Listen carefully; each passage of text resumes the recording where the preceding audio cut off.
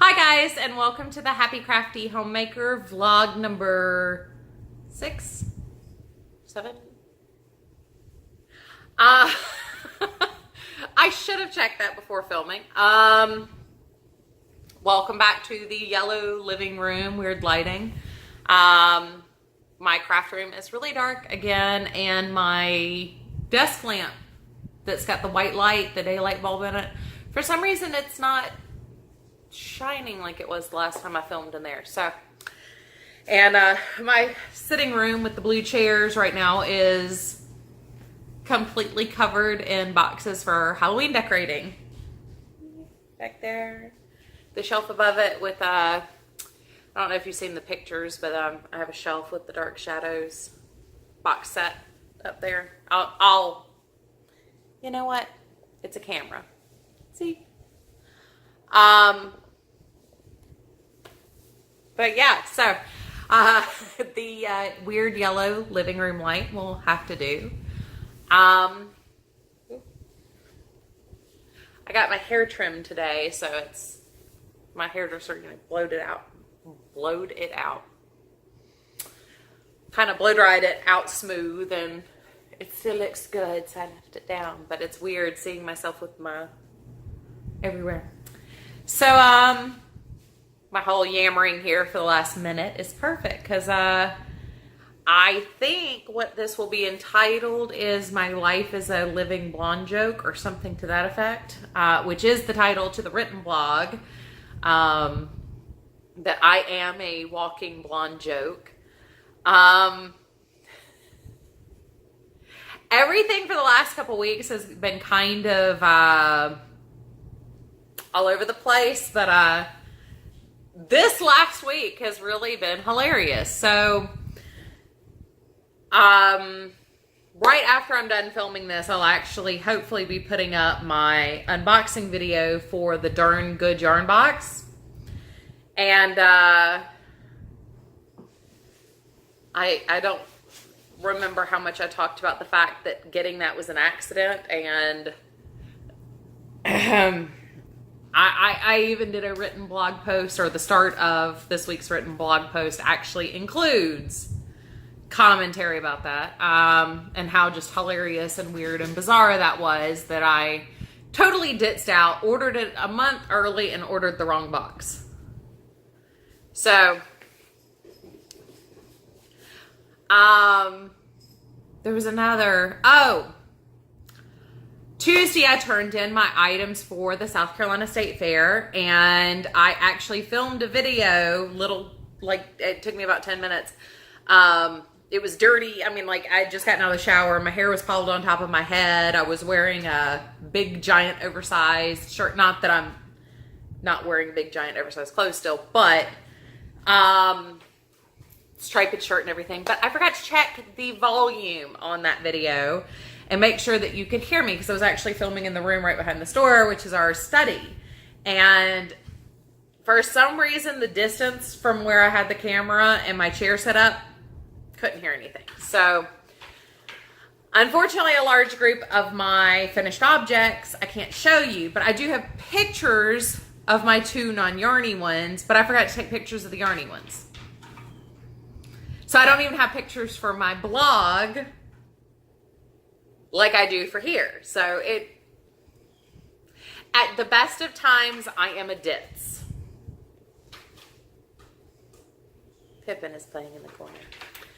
But this last week has been a lot of ditzing, and it's been hilarious because I keep trying to do better, and I have all of this stuff written out. I have Post-it notes everywhere to remind me of these things, and I still keep messing up. So, I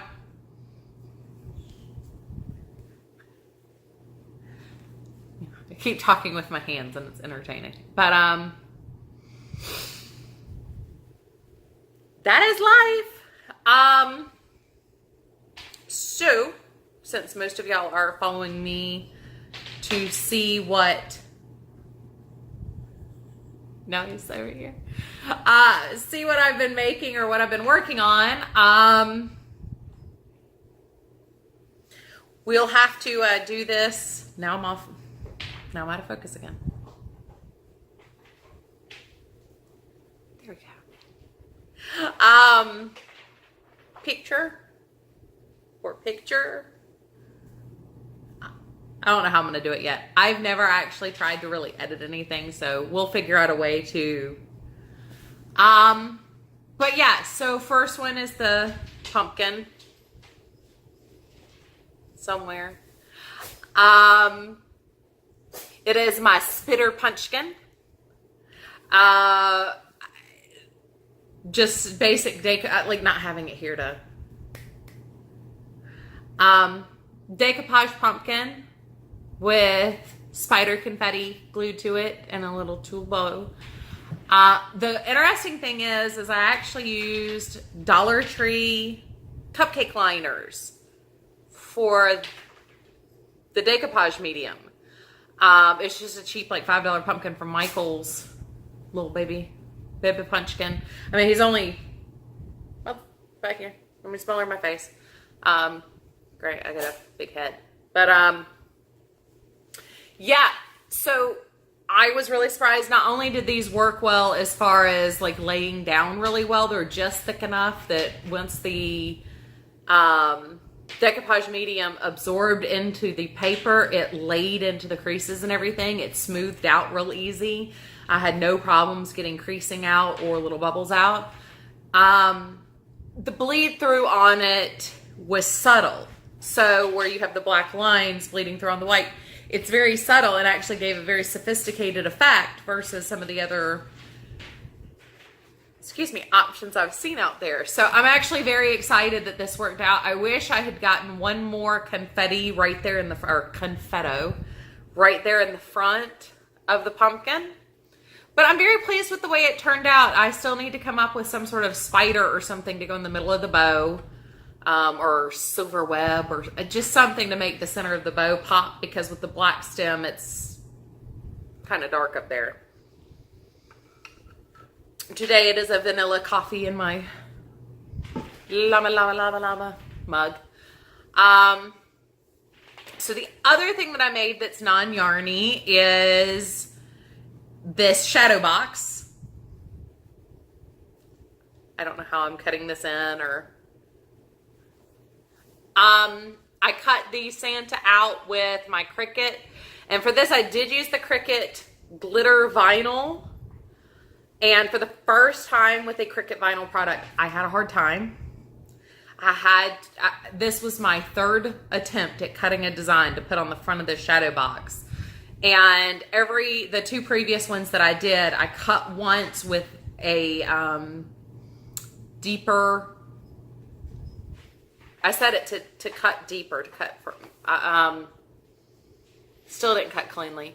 And I was getting a lot of tearing because the nature of the glitter vinyls and the holographic, all of those metal backed vinyls, they're all very brittle compared to using like the more plastic traditional vinyls. And same thing with the iron-on. I've noticed anything that has foiling to it is much more delicate to weed and to transfer, but I had no problem transferring this. My biggest issue transferring it actually was getting the cats to leave me alone long enough. I didn't end up with cat fur in the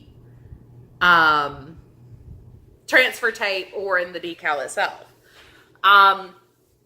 But getting it cut well enough to weed. So what I would recommend doing is, if you have trouble the first time with things not cutting cleanly, recut the design and run it through twice with the extra firm pressure on the cutting blade. If you're using a Cricut, I've got an Explore Air 2. That's how I got it to work. And I've never had issue with the Cricut vinyl, the quality, the way it works. I've had no issue. I think a lot of people expect their regular like wall vinyl to do something it's not supposed to do. It isn't permanent vinyl. It's not made to stand up, stand out. It's actually made to cut and put things on your wall with. So color bleed and stuff like that is actually what you want, because it gives it a more painted effect, an incorporated effect, blended effect on your wall, and you want the undertone of your wall generally to show through on something like that to help it blend into the wall color. And I think a lot of people expect it to be like stark white or stark black, and that's not what it's meant to do. And it is a temporary repositionable vinyl, or not repositionable, it is a temporary vinyl. It's made to be taken off the walls and not leave damage to your actual wall. So I've used it for a couple of shadow boxes. I've used it on cups that I just had for you putting pins in and stuff like that. And I've had no issue with it staying. So I'm pretty new to using the Cricut and using vinyl. I'm not very good at any of it, to be honest. I mean, crochet is probably the one thing I am actually pretty good at. But actually, if you can see that witch's hat and the medallion behind me, both of those were cut on the Cricut 2 years ago.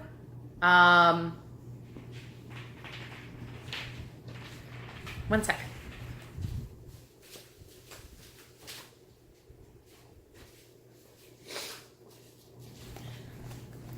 This is another one of the things that I cut on the Cricut that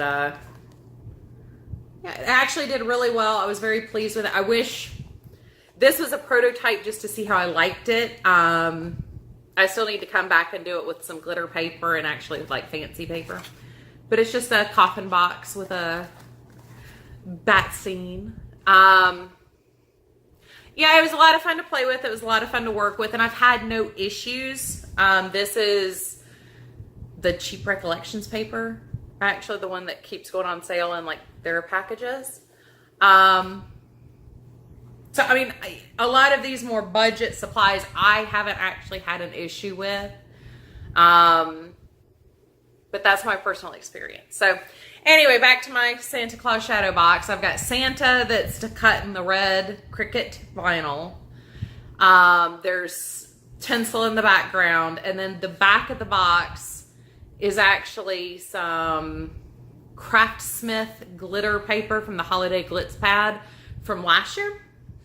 I think 2 years ago it was DCWV was their glitter pad for Christmas. Last year was the Craftsmith. If you bought that, go play with it, because I used it for my Christmas cards last year, and I've used it for a couple of other projects over the last year. I love this stuff. It is the weirdest paper, because it's glitter paper, not glitter cardstock. Bizarre to work with, and it cut beautifully on the Cricut. I made a Christmas card that was a bat with holly leaves for wings, and it was a Dark Shadows. I sent John Carlin, who was Willie on Dark Shadows, a Christmas card last year, and I thought it only appropriate to do a holiday bat, as he was on Dark Shadows with a vampire. I used that glitter vinyl for the holly berries on that and the background, and everything was cut out on the Cricut. Beautiful. It cut beautiful. A lot of cardstocks are very, very hard to cut. No problem.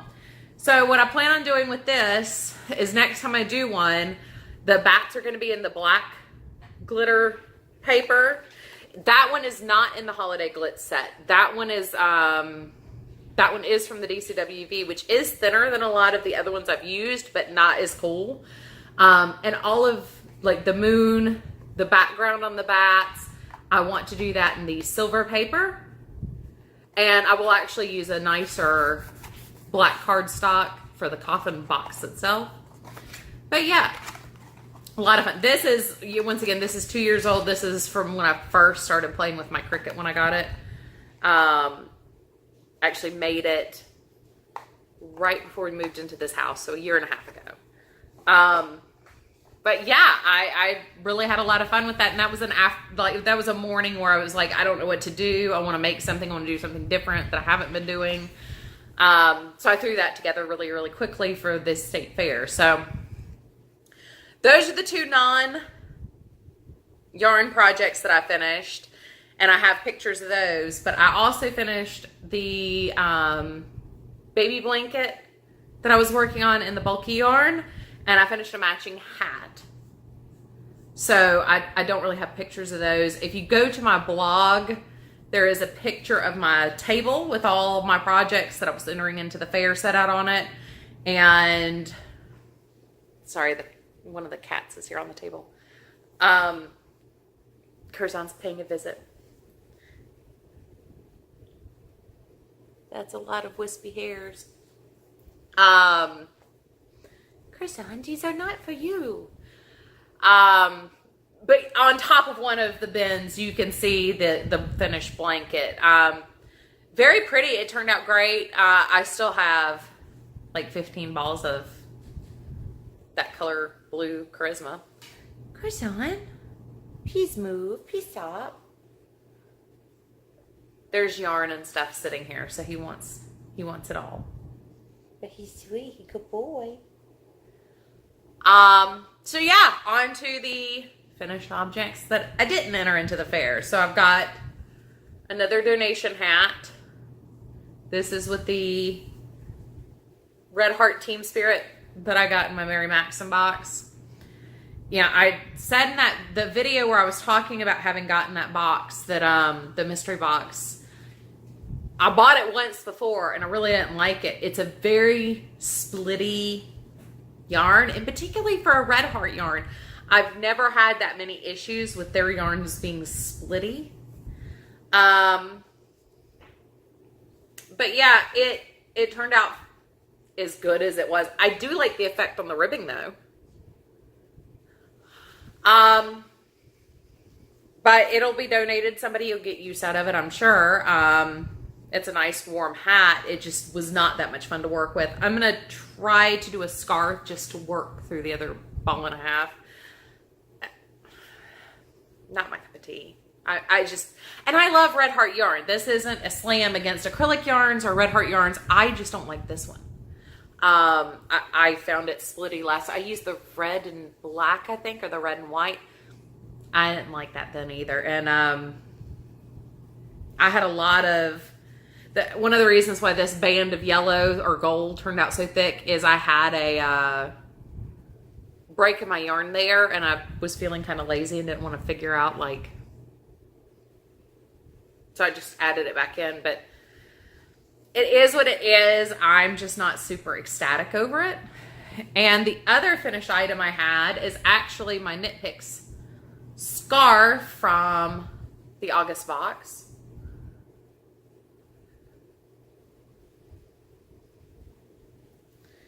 And it is very lightweight. I have not blocked it yet.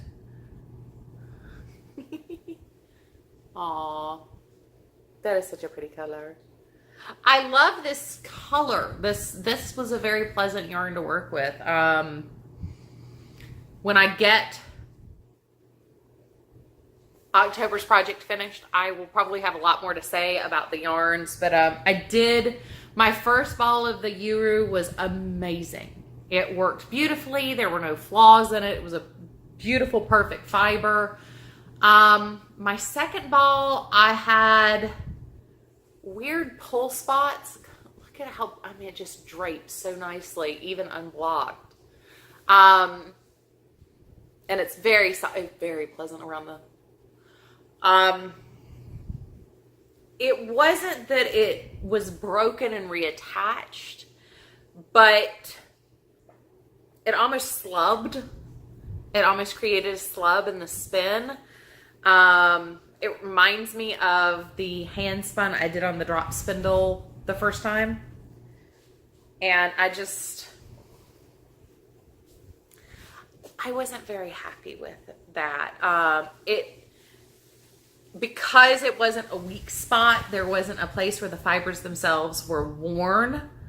I just crocheted through them, but I had a lot of those spots, whereas the first one, it was perfect, beautiful spin the whole way through. So I will have a lot more to say about that when I get to my final review of how I felt about Knit Crate after 3 months. And I guess while we're talking about Knit Crate, that was the end of my finished objects, but I do have... This light is just playing with my camera really bad, and Last week my nose looked like really, like, all this looks super sunken because I had this weird shadow play here, and now today my nose looks massive.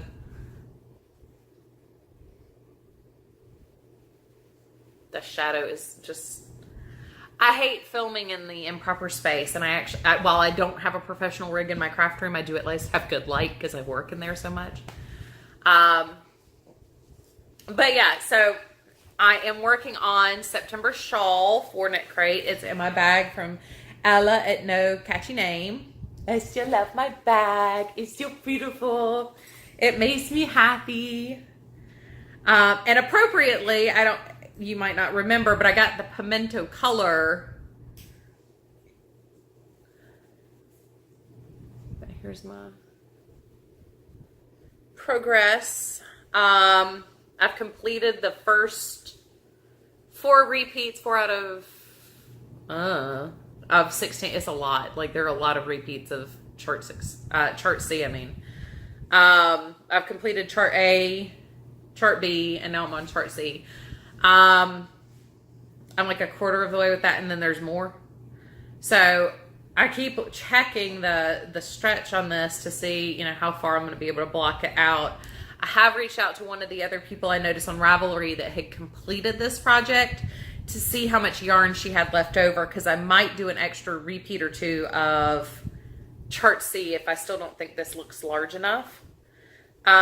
Very interesting pattern though. I cannot wait to review what I thought about this box and its total value, because I really like this pattern, and it's a very interesting pattern. So I wanted to share my stitch markers are these.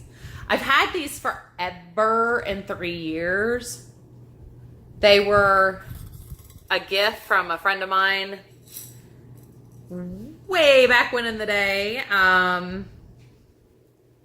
They're beautiful little tiny markers. I expressed an interest in wanting to learn how to do socks, and she sent me the blue set and the purple set of these stitch markers. I don't even know if that Etsy shop is still there. I should have checked on that. If they are, it's hideandchic.etsy.com is what it says on the label. But I've used the daylights out of these over the years. But I've got those, and then I've got some cheap Susan Bate ones in there right now. But I love how appropriate my my bag and my project are. Unintentional Halloween projects, I guess. But yeah, so I've got that, and that's going really well. It takes time. I did kind of have to laugh at myself because all of my big projects right now are on sock yarns, and I really want to cast on a pair of socks. So it's a lot of T90 knitting and crochet.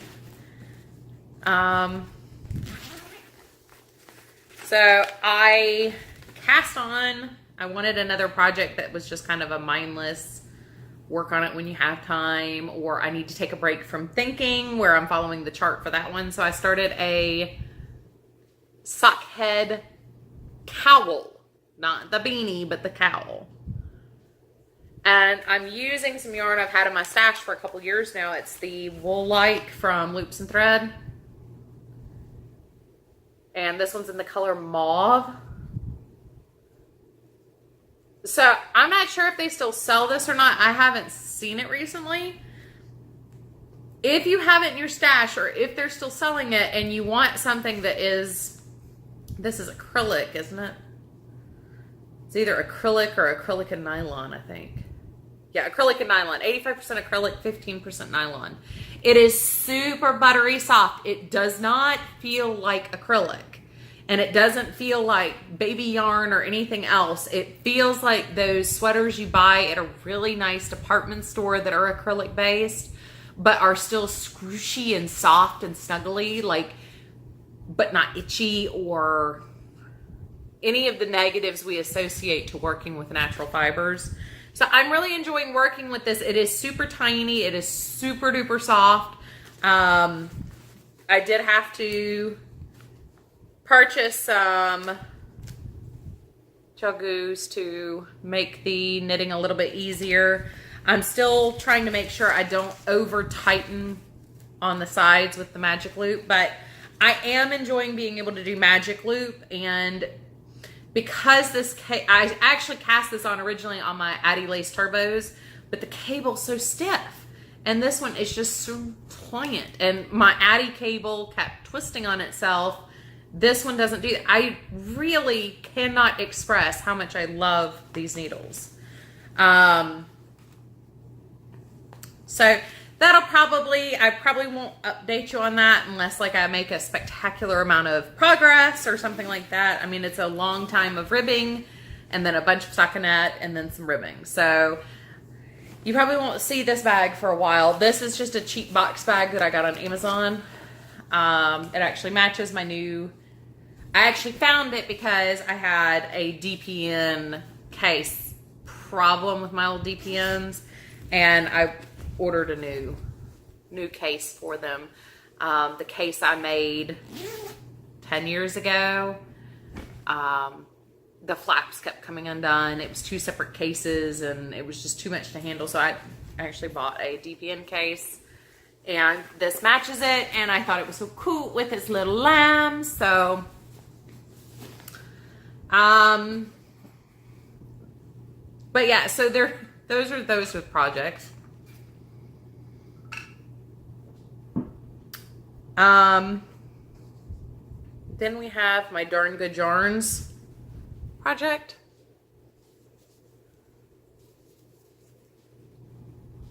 I really wish this camera was in better focus and the light wasn't so weird and diffused, because for all the negatives I have to say about this as I've been working it, the color is not one. The color is spectacular.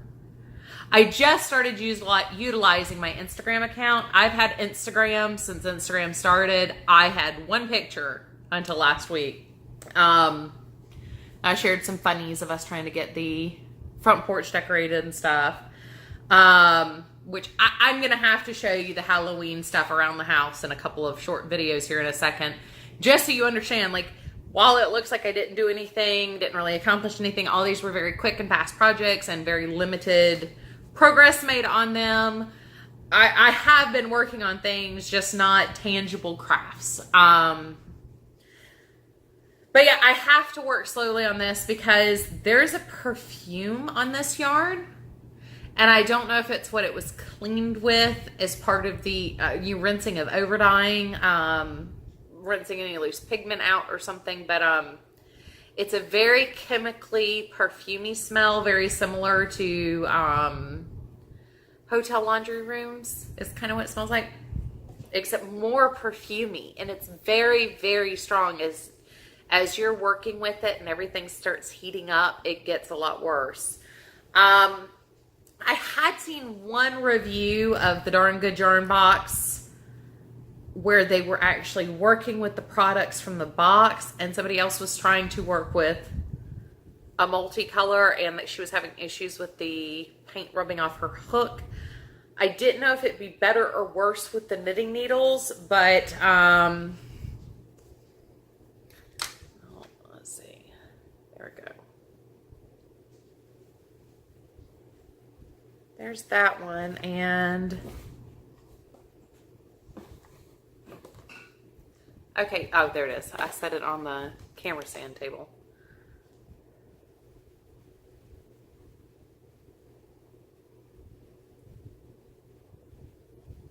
Oh, I cannot get this one to.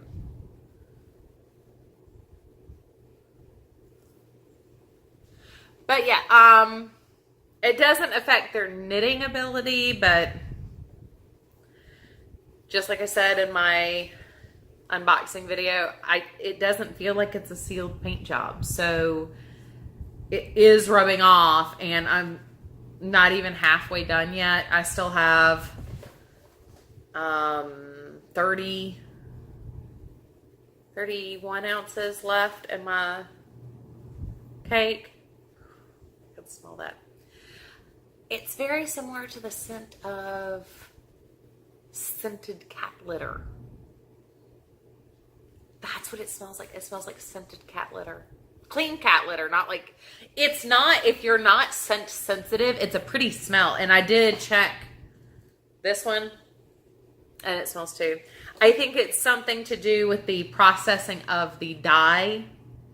I could be wrong, but it is pretty strong. So if you're super scent sensitive, I would recommend not getting this box based on this, but that's a conversation for another day. And the other whip I've been actively trying to work on is in my Timberland Lodge bag from when I went to Portland, Oregon. And that's my Take Two to Tango shawl. Or Cakes Two to Tango, sorry.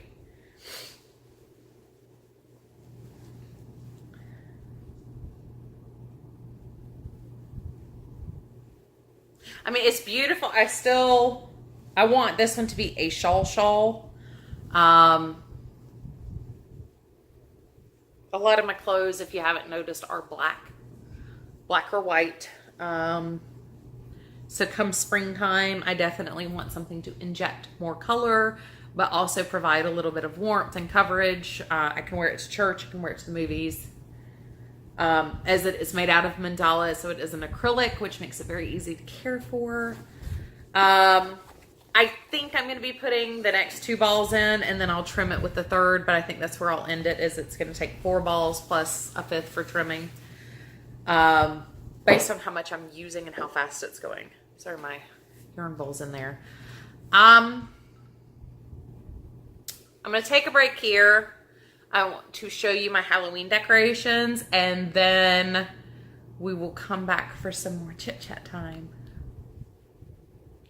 So I wanted to show you around our Halloween display. I need more flowers for my decanter there.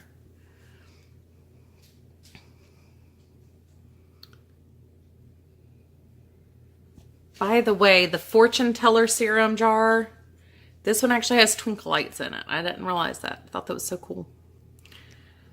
And that's actually the DVDs. And then Pippin being cute. Because I'm being beautiful. And we keep laughing. This is our altar to Curzon. A lot of the vintage kitty cats, black cats. And then we have some more, this guy, and the basket hanging over there, the black cat basket, are actually vintage. So that's our living room decor. So we haven't decided what to name these guys. I like Heckle, Jekyll, and Smirk. But the one down there on the right, he fell over. His spine's not holding him. So we've got to reposition him. But they've got their little campfire, little keep out sign. This is their personal camping area. We need to go find clothes. And of course my tombstones all fell over again. But I'll get those fixed. And he's coming out to join his friends. And really need to clean up my stairs and everything. There's my front door. So, happy Halloweens. Alright, so, you know, now you've seen what we've been working on. We're still not done with all the decorations. We still need to go to Goodwill and get clothes for our skeletons. I took some fun pictures of them on their way home on Instagram and Facebook.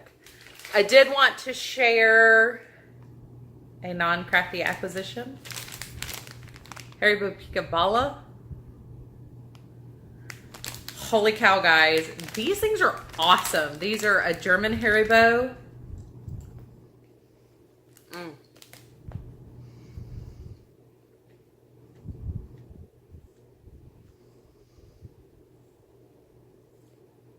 I just realized these have wheat starch in them, so I probably should not be eating them. So I guess I will take them to my meeting tonight and share. But super duper fruity. Acidic tart fruity too. Like there's sugar, it's definitely sweet, but there's that tart edge on it. If you like gummies or fruit candies or Skittles, these are like soft Skittles, soft tart Skittles. These are really, really good. They are expensive because they're not from here in America. I got mine on Amazon as an add-on, and I think they were $5.50 or $5.99. But worth it if you don't eat a whole bag like a 3-year-old. If you snack on them 1 or 2 at a time, they're very tiny. I mean, they're not. I guess I should have the one I ate before, but still can't get it to properly focus on that. That center though is a kind of foamy candy. Let's see if I can, if this will show you the, yeah, a little bit maybe. No, you still can't really tell. But it's a foam, kind of foam nougat with a hard gummy outside. They are really good.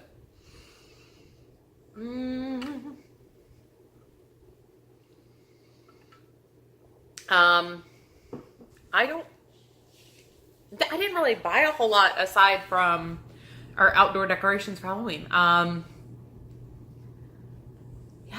it's actually been kind of slow for that stuff, but I forgot last week to update my totals, and I need to update on this is not the face you're looking for. Update on Instagram too. I really do want to start sharing with Instagram a lot more because I do have friends that are using it that I blogged really regularly for a long time. I've had 3 different blogs over the years, but the last one I really wrote actively on was the Sad Lonely Creator, which got switched to the Sad Lonely Crafter. And it's because at the time I didn't know anybody here where I live in South Carolina. I had no crafting friends online, in person. I was really kind of on my own. And I can't remember if that's right before or right after I started having a whole lot of health issues is when I started it. But must have been right after. You couldn't really leave the house a lot and was just very ill. So it was a very trying time because I wanted to be engaged in a crafting community, but I didn't have one here before I got sick. And then once I got sick, I didn't have the energy to go out and integrate with an existing craft group. So I spent many years writing over there, and a lot of the people that I had been communicating with, Jen with Jen Lucas Designs, probably doesn't even remember I existed, but I found her on Instagram once I started using my Instagram account, and now I can follow her on Instagram. I'm sure she's still blogging, and she's got some amazing knitwear designs. If you haven't looked at her stuff before, I have knit her first mystery, I think it was done as a mystery cowl or mystery shawlette, eons ago. I love that shawl. It's actually one of the shawls I take when I introduce new parishioners to the prayer shawl ministry. That's one of the examples I use as things that we make. But people like her, Knit Tech, she's been a big supporter and very, very sweet. She actually reads my blog very often. We communicate on Facebook, but re-engaging with that community that I had online ages and ages ago and seeing what they're working on and seeing what they're doing and, how their crafting has taken a different turn than it had before. It's been a lot of fun, and a lot of these people are on Instagram and use their Instagram as their primary sharing platform for just pictures of what they're doing. And a lot of them don't want to communicate in a video format or even necessarily a full written format anymore. So it's you know, it's been a lot of fun to reconnect and see what people are doing. So I do want to start utilizing my Instagram more. I'm still not a big fan of Twitter. So to me, it's Facebook without the fun. Facebook with limits. But yeah, so my yarn total in weight, I am at 105 pounds, or 105 ounces, I mean. So that takes me just over 6 pounds so far. So I really, you know, it's been 6 pounds in 2 months or a month and a half. I don't think there's any way, unless I just start cranking out a whole bunch of bulky blankets, I don't think there's any way for me to hit the 25-pound mark in the next 2 months. I mean, I guess technically I have 3 months worth of, it's only the 1st of October, but I have other projects I want to do. And once we hit December, we have our Christmas party and Christmas decorating, which Halloween took 2 days. Christmas, it takes me 4 days to do the 2 trees. So, I don't know how much knitting is going to get done. Plus, this year, I'd really like to start a December daily, starting the day after Thanksgiving and going all the way to New Year. So, I'm not sure how this is going to work for finishing the 25-pound challenge, but I am surprised I've gotten a quarter of the way there. Remember, 25 pounds is equal to 400 ounces. So, I mean, I'm already a quarter of the way there. I am making progress. And I maybe part of it is I'm looking at this as I've got a number of bigger projects I've been slowly working on. I know each ball of mandala is like 5 ounces, and I've already got 2 in there, so that's 10 ounces. And there'll be another 2. So, I mean, it'll be about 1.5 pounds when I'm done. I mean, not horrible, but I don't know if I can get to 25 pounds by New Year. But we'll keep trucking. Think positive thoughts. I still have to do my Halloween cards, my Thanksgiving cards, and my Christmas cards. So a lot of crafting in my near future that's not yarn related. Let's see. I've already laughed about my ditzing out on the Darn Good Yarn box, or I wrote it down as vexing tendency to not weave in ends. So for the most part this year, I've actually done a very good job at weaving in my ends on my projects as I go. It started with my Doctor Who scarf back in the winter spring. You have to look at that on my written blog. I did enter it in the fair, so it'll probably make an appearance next week or the week after. I'm not I haven't decided when I'm going to go to the state fair yet. I'll go as soon as it opens. So I'll go early so I can get a couple videos without worrying about capturing other people in there. I did not take any footage of dropping my stuff off because you had a number of people in there. I'm very excited. One girl did enter a beautiful photorealistic portrait of Captain Malcolm Reynolds from Firefly, and I'm just over the moon. I cannot wait to see what she wins. It is so beautiful. Just mounted. I mean, it's mounted like a portrait, like a canvas. So I cannot wait to see how that does. I'm so excited for her. And I saw it when I dropped my stuff off. I know how good it is. I know how pretty it is.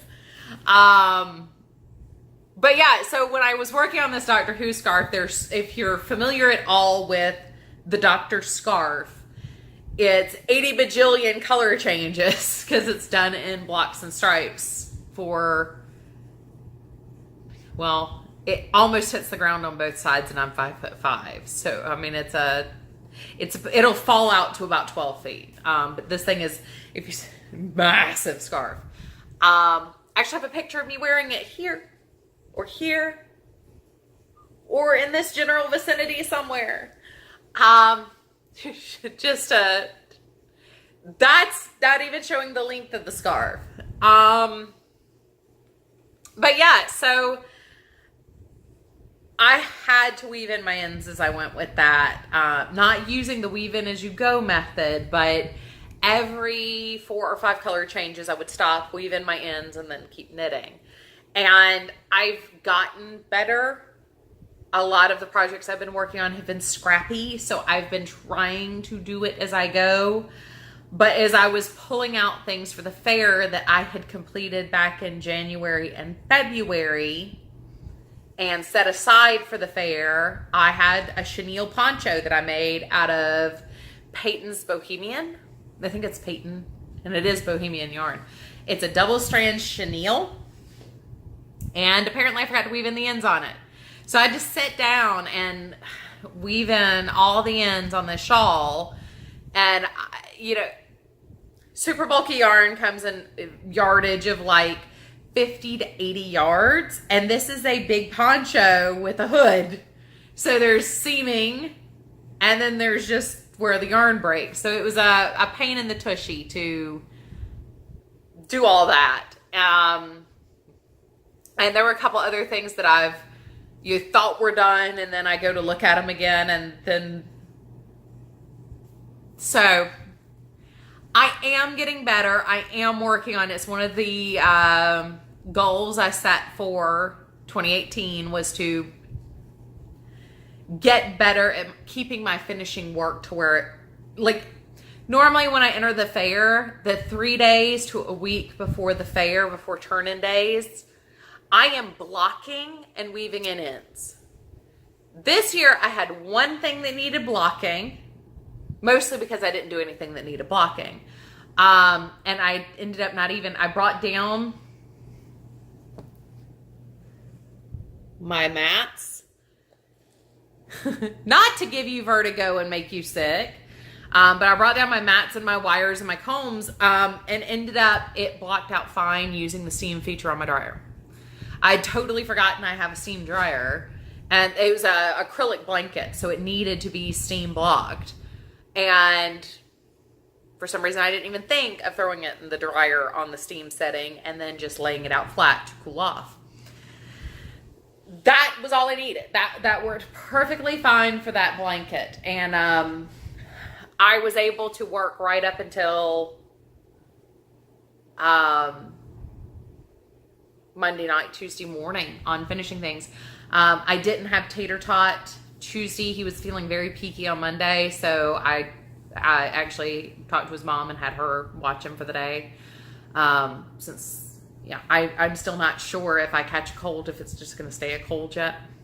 So I didn't have him on Tuesday, so I went ahead and dropped all my stuff off on Tuesday instead of on Wednesday, which worked out, just fine. I really didn't want to make this year stressful by doing all these things with the fair.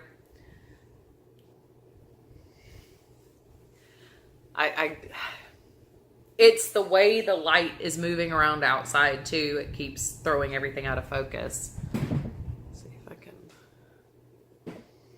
No, I can't keep it in focus. Sorry, guys.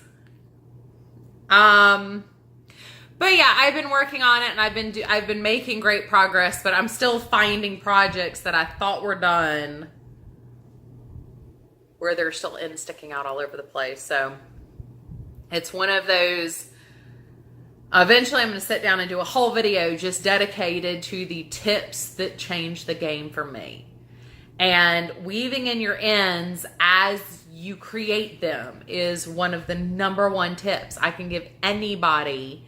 I don't know a single person who enjoys finishing work. I take it back. I know one woman who enjoys weaving in ends. I do know one woman who says she likes weaving in ends. Not that it doesn't bother her. She actually finds it more therapeutic than crocheting. And weaving in your ends and crochet is infinitely easier for me than it is for knitting. So there is a difference there too. I've done a lot more crochet this year, so it's been a lot easier. I have a bin up there that's full of hexagons that I've been working on for the last 1.5 years. I've been slowly making hexagons out of all my scraps. That's another, I'm trying to not make scraps while working down my scraps. So I've done, the 2 rainbow blankets this year. I have a corner to corner bulky blanket that I started, and I really haven't caught up on that one. That one I need to catch up on. I have a whole bin of bulky weight yarn for that. But yeah, I'm trying to use my ends up as I go. So like I did the Steppin' Up shawl, which is very similar to the hitchhiker shawl from Karen. And the last little bit of that yarn I had, I immediately started making hexagon either centers or outers or whatever out of them. So I wasn't putting it in a bin of scraps and then just collecting more scraps in a bin saying one day I'm going to use these. And I've done very well. I worked through the bulk of my scraps. I still have a little bit left to go. And I, have been getting the hexagons for a blanket together. But I've been, all these finishing tasks, I've been trying to do as much as I can. So when I cast off and weave in that last end, I'm done. And my project is done. All it needs is blocking or folded up for like this. I only had the starting tail, the join from the 2 balls because there was no break in either ball, and my finishing tail. But as soon as I started it, I wove in the end. As soon as I joined in the second ball, I wove in those ends. So when I snipped it, clipped it, and ended it the other night, it was done. But it takes discipline. It really does take discipline, and it takes a lot of work. If you're working on a big project with a lot of ends, like the Dr. Who blanket or my hexagon project, I make 10 hexagons and weave in the ends. With the Dr. Who scarf, I was doing like 4 or 5 color changes, weaving in the ends, and finding the pattern and the rhythm that works for you will help you out. But that's been game changing for me, is weaving in my ends as I create them and finishing them. Not just I'm going to work over it once and complete the first pass, actually completing it the first time immediately. But I was very annoyed that because it's a double-stranded chenille, every join was 4 ends to weave in. And when I did like the baby blanket, when I do bulky, I do at least try to split the plies, and I have had to split them out as many as 3 and 3, so 6 ends for every single join, because the yarn was so bulky that if I didn't, it would show real bad. And yeah, I don't enjoy doing that. I don't like doing it at the end even more when you have, sorry, my Curzon decided to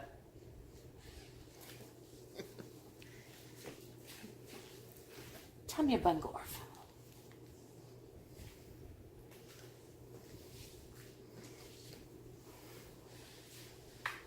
This is my Curzon. Oh, your foot is stuck in my short. That's my baby bunny. That's my bunny Beezor. He was about to knock over the camera anyway, so. He wants a nap. It's his nap time, and I'm not snuggling, so.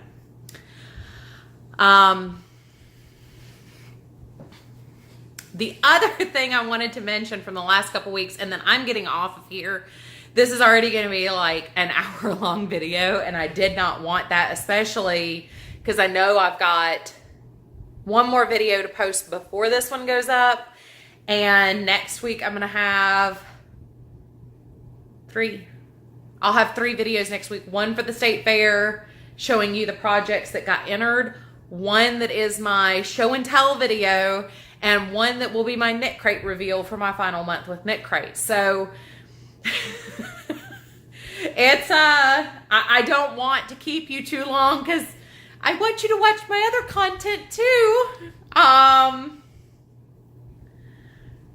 So yeah, welcome Curzon to the vlog.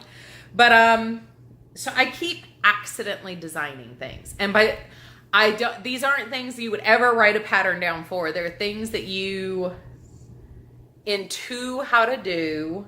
They're not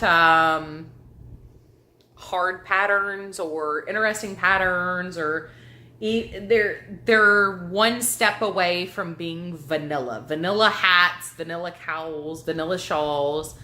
But I keep accidentally designing things, and I keep going on to Ravelry like, this is what I'm going to do. I'm going to make this hat. And then it's like, that's not what I want. That's not what I want at all. And redesigning everything, like the cowl I made to match the Le Monde hat, completely Carrie designed. So we got down to go chew my blocking mats. This is what I mean, unedited, real life. I wanted a baby hat to match the blanket I just finished. And because the blanket's done in garter stitch, I originally wanted a garter stitch hat, and then I realized if I finished it as a garter stitch hat that people would just think that was the wrong side and flip it to the stockinette side anyway. For the fair at least. I will probably make another baby hat to go with it and leave it as garter stitch. But yeah, I decided what type of decrease I wanted for that hat. I picked the wrong one. I really should have done a gradual decrease instead of a rapid decrease. I got the flower puckering, and it was only 6 stitches at the end. Like, it wasn't like but yeah, I used a different decrease than I normally would use, and I don't like the way it looked. With the garter stitch, it was too fluted and too ruffled. But I just thought it was a really interesting thing. I don't normally design patterns. I don't normally use freeform patterns. I'm not very good at, this is the shape I want, let's make it. So I thought it was very interesting that I sort of kind of have accidentally been designing my own patterns to get the effect that I wanted. Not that, once again, these are never things I would write down beyond just my personal memory and your edification if you really wanted to make something similar. The headband I made out of my leftover knit crate yarn from the bouncy worsted. Not the kind of thing, like, it's just not really even a pattern, but it is a pattern. It is a design.